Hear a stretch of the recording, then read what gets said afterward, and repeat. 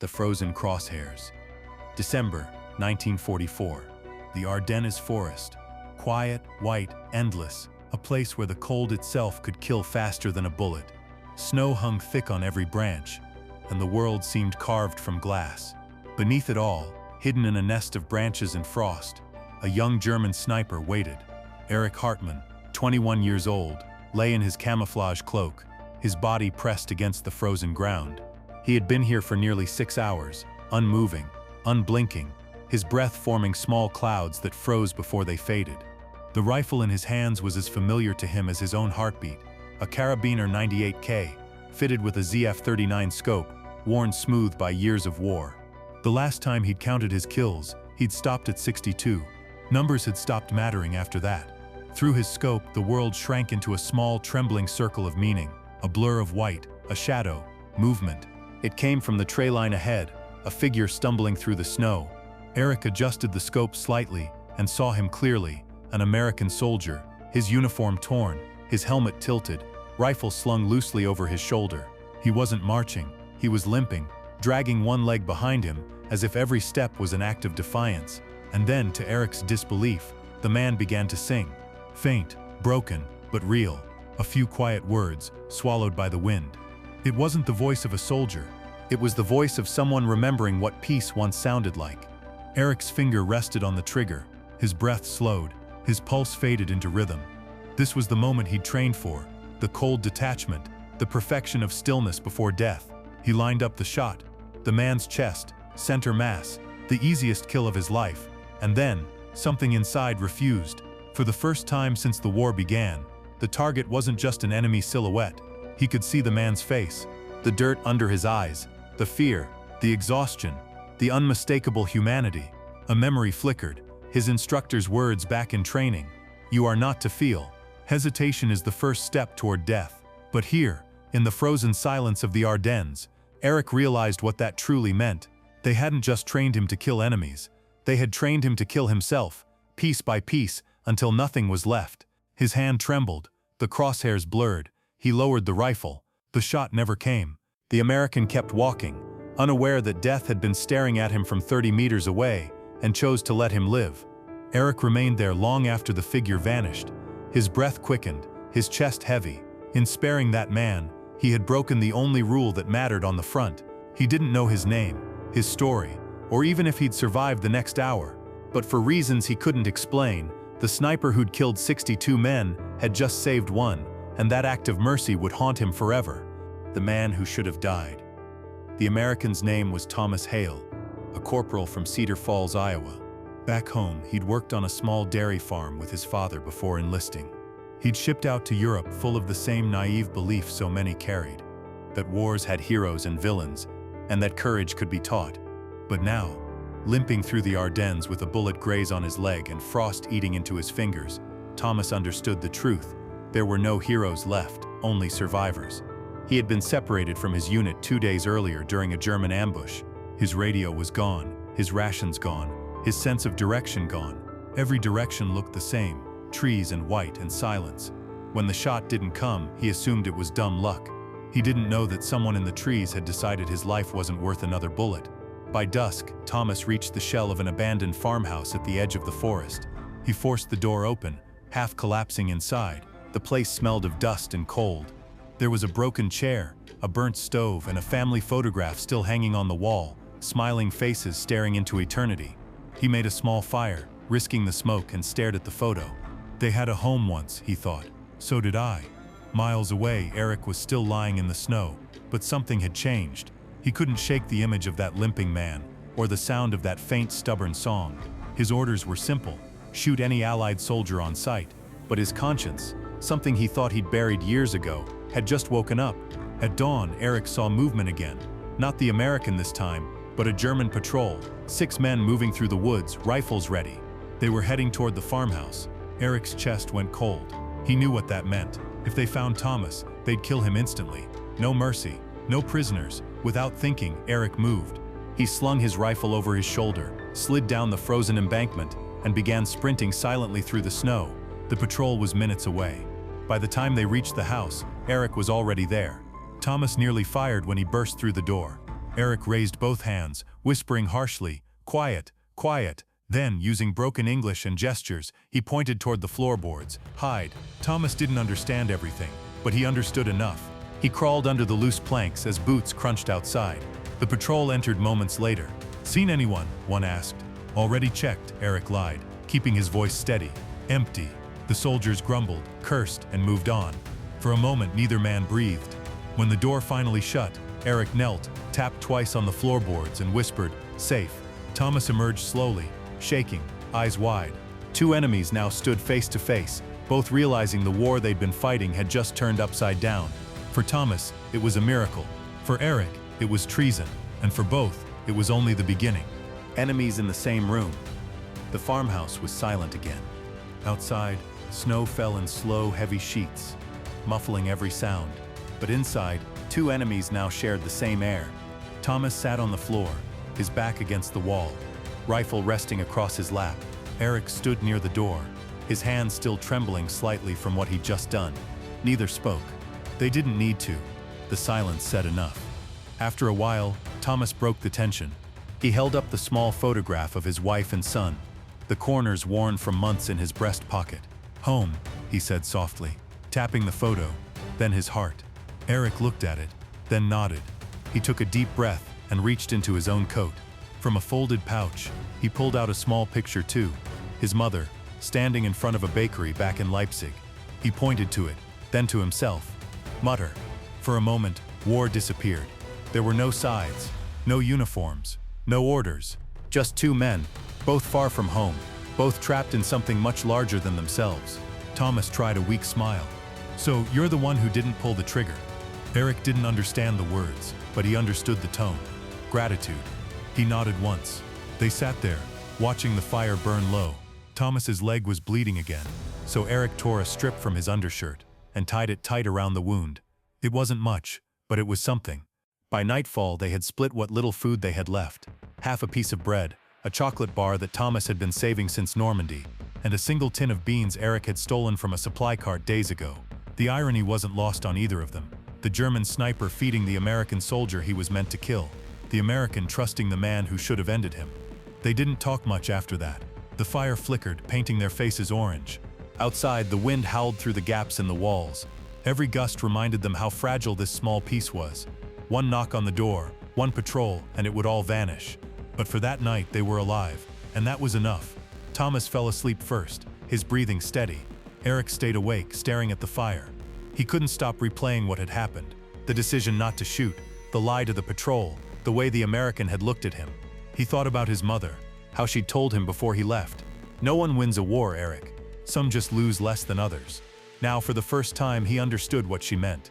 As dawn approached, Erich stood by the window, watching the first light creep across the snow. Somewhere out there, the front lines were shifting. Somewhere out there, orders were being given, and men were dying. But here in this forgotten house, two enemies had made an unspoken pact to survive no matter what it cost. The fall of the forest. December 23rd. The forest woke to thunder. At first, Thomas thought it was another storm. Then the ground shook. Artillery. Dozens of shells, maybe hundreds. Allied guns were pounding the German positions to the east. The farmhouse trembled, dust raining from the rafters as explosions rolled across the valley like an approaching wave. Erich dove for the window, peering through the smoke. "Amerikaner," he muttered, realizing what was happening. The Allies were pushing back. Thomas grabbed his helmet, shouting over the noise. "That's our artillery." But victory wasn't what it felt like. It was chaos, deafening, endless chaos. Trees split in half, the air turned white with fire and snow, and the roof of the farmhouse shuddered under the pressure. Thomas crouched beside the wall. "We have to move," he yelled. Erich shook his head. "No, stay." The shelling grew louder, closer. One round hit just outside, splintering the window in a rain of glass. Thomas instinctively covered his head as shards rained down. The blast wave knocked both men to the floor. For hours, the barrage continued. The two men huddled under a collapsed beam, covering their ears as the world outside dissolved into dust and thunder. When it finally stopped, silence fell like a blanket. But it wasn't peace. It was the silence after destruction. Erich stood slowly, looking out through the broken wall. The forest was gone. Trees burned like black candles. Smoke hung low and heavy, curling through the snow. The ground was littered with twisted metal and fragments of lives that had ended in seconds. He knew immediately. The German front had collapsed. There would be no reinforcements, no new orders. His unit was gone, or retreating east. If he returned now, he'd be executed for desertion. He turned to Thomas. "Ich go," he said haltingly, motioning east. "You west." Thomas looked at him, shaking his head. "No, we go together." Erich didn't understand at first. Then the meaning hit him. The American was offering him his life, the same way he'd offered his hours earlier. Two enemies who should have killed each other now depended on one another to survive. They gathered what they could: a few bullets, a half-broken compass, a strip of map from a German field kit. Then they stepped out into the ruin of the forest, leaving behind the shattered house that had kept them alive. As they walked, Thomas looked back once. The farmhouse still burned faintly, the smoke rising like a ghost into the gray sky. "Guess that's the end of the world," he muttered. Erich didn't understand the words, but he felt them. The world they'd known, the world divided by flags and uniforms, was gone. What came next would test them both in ways no battlefield ever had: the escape. The forest had become a graveyard. Everywhere they walked, boots crunched over the ruins of men and metal. The snow, once pure white, was now streaked with soot and blood. Smoke curled between the blackened trees, like ghosts whispering the names of the dead. Erich led the way, compass in hand, navigating by instinct more than direction. He knew they had to move west, toward the lines Thomas called home. But between them and that invisible border lay miles of chaos. Scattered German remnants, advancing Allied patrols, and the constant risk of being mistaken for the wrong side by both. They walked mostly at night, taking shelter during the day in barns or shell craters. Hunger gnawed at them. The last of the rations had been eaten 2 days before, and Erich had started chewing pine bark just to quiet the emptiness in his stomach. Thomas's limp worsened, each step leaving a trail of blood in the snow. By the third night, exhaustion made them reckless. They stumbled upon a ruined village, only a few walls still standing, a church steeple split in half, its bell frozen in mid-ring. Thomas insisted they rest. Inside what remained of a schoolhouse, they found a stove still standing. Erich gathered splinters of desks, striking a match. The flame flickered to life, their first warmth in days. For a moment, they allowed themselves to believe they might actually survive. Thomas pulled something from his pocket, the same photograph of his wife and child. He handed it to Erich, pointing at the infant. "He was born 2 weeks before I left," he said, his voice breaking. "I've never even held him." Erich looked at the picture quietly. Then, after a pause, he reached into his own coat and took out a small ribbon, a silver iron cross, half broken. "My brother," he said softly, tapping the metal. "He died. Stalingrad." The silence between them wasn't awkward anymore. It was heavy with understanding. They were both the last pieces of families scattered by the same war. Suddenly, they heard shouting in the distance. German voices. A patrol. Erich killed the fire instantly, motioning for Thomas to stay down. Through the shattered window, he saw flashlights moving between the ruins. The voices grew louder. Then a command, sharp, familiar, deadly. "Search the buildings." Thomas froze. His American uniform would mean immediate execution. Without thinking, Erich ripped off his own overcoat and shoved it at him. "Here, schnell." Thomas slipped it on, his heart racing. The German cross on the shoulder was the only thing that could keep him alive. The patrol entered the street. Erich straightened his posture and stepped into the open. "Who's there?" One of them barked. "Sub-Officer Hartmann," Erich said firmly. "Lost from 18th Regiment. My comrade is wounded." The patrolman looked suspicious, raising his flashlight. "Who's that with you?" "My radio man. Hit by shrapnel. Needs a medic." There was a tense pause. Then the patrolman grunted. "You're far behind the line, Hartmann. The front's gone to hell." He tossed Erich a half-empty can of soup.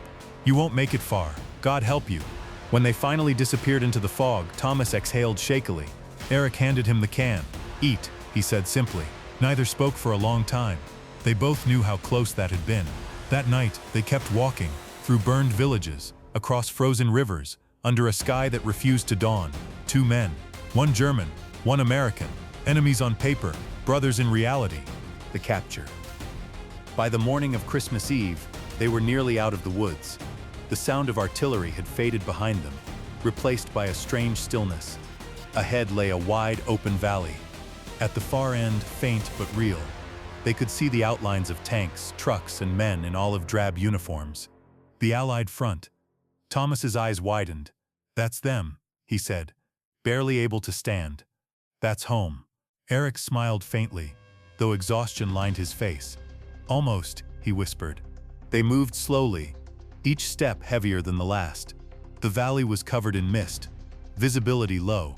It felt too quiet, and that silence hid danger. Halfway across, a voice rang out behind them.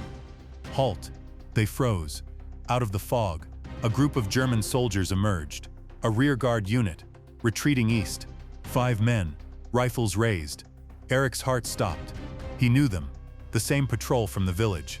The leader stepped forward, squinting. Hartmann, what in God's name are you doing out here? His eyes flicked to Thomas. And who is that? Thomas's disguise wouldn't last.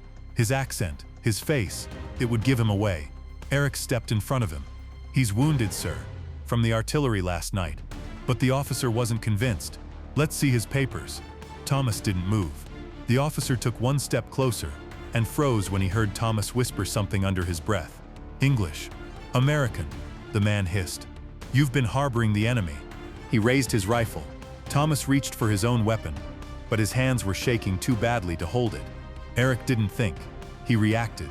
In a single desperate motion, he swung his rifle butt into the officer's face. A gunshot cracked the air, echoing through the valley. The rest of the patrol scattered, shouting, returning fire. Bullets tore through the fog. Erich grabbed Thomas by the arm, dragging him down into a ditch as rounds hissed overhead. Run! He shouted, the word universal in any language. They sprinted across the frozen field, weaving between craters, the sound of gunfire chasing them until it was drowned out by a new sound. English voices shouting commands. Allied troops were advancing from the other side. Thomas stumbled forward, waving his arms. Don't shoot! American! American! The Allied soldiers aimed their rifles, confused, until they saw the US patch beneath the German coat. Within seconds, the gunfire ceased. Medics rushed in, pulling Thomas to safety. Erich raised his hands slowly, surrendering. He didn't resist when 2 soldiers tackled him to the ground. Thomas tried to speak, but his voice failed him. All he could do was point to the man being dragged away, the man who had saved him twice. Don't hurt him, he managed to whisper. He's the reason I'm alive. The medics nodded, not understanding the full story. Not yet. The reunion. Years passed. The war that had once swallowed the world receded into history, leaving behind a generation haunted by ghosts only they could see. Europe rebuilt, borders shifted, and those who had survived tried to forget what survival had cost. In 1951, on a quiet spring afternoon in Iowa, Thomas Hale sat on the porch of his farmhouse, the same one he had left a lifetime ago. His son, the boy from the photograph, was now 6 years old, chasing chickens across the yard. The world was peaceful again, or at least it pretended to be. Inside, Thomas's wife brought him a letter, postmarked from Germany. The handwriting was shaky, unfamiliar, but the name in the corner froze him where he sat. Erich Hartmann. He hadn't seen or heard the name since that day in the Ardennes. The last he knew, Erich had been taken prisoner. Thomas had tried to find him afterward, through Red Cross records, through military channels, but the war had scattered men like ashes in the wind. He opened the envelope carefully. Inside was a single sheet of yellowed paper. Dear Thomas, I do not know if this letter will find you. They told me you lived. That is all I ever needed to know. I have thought often of that winter, of the forest, of the house where we were no longer enemies. Sometimes I dream of it, and in those dreams the world is quiet again. I am home now, in Leipzig. My mother is gone. The city is different. Everything is different. I only wanted to say thank you. Not for saving me, you didn't. We saved each other. If you ever come to Germany, there is always a place for you at my table. Erich. Thomas sat still for a long time, reading the letter again and again. The handwriting was rough, uneven, the kind of penmanship of someone who'd spent years working with his hands, maybe rebuilding the same country that had once destroyed so much. He didn't know what to feel. Gratitude, sadness, maybe both. That night, after his family went to bed, Thomas walked outside. The air was cool, the fields wide and silent under a pale moon. He looked toward the horizon, toward the east. In his mind, he was back there again. The frozen forest, the snow falling between the trees, the silence after the last shot, and a young man lowering his rifle instead of pulling the trigger. He whispered into the night, "You kept your promise, Erich. We both made it home." Berlin, 1960. 9 years later, a train pulled into the central station. A tall man with gray in his hair stepped off, holding a small suitcase. His name was Thomas Hale. He walked through the streets of Leipzig, guided by the address on that old letter. He found the bakery, rebuilt, bright and full of life. And there, behind the counter, stood a familiar face, older, thinner, but unmistakably him. Erich turned, saw the man standing in the doorway, and for a moment, time stopped. Neither spoke. There was nothing left to explain. Erich smiled first, setting down his apron. "You came," he said softly, his English careful but clear. Thomas nodded. "You said there'd be a place at your table." They sat together in the small bakery, sharing bread and black coffee, the same meal that once divided their countries but now united them. Outside, the city buzzed with new life. To everyone else, they were just two men talking over breakfast. But to them, it was the end of a war that began with a rifle in the snow and ended with forgiveness.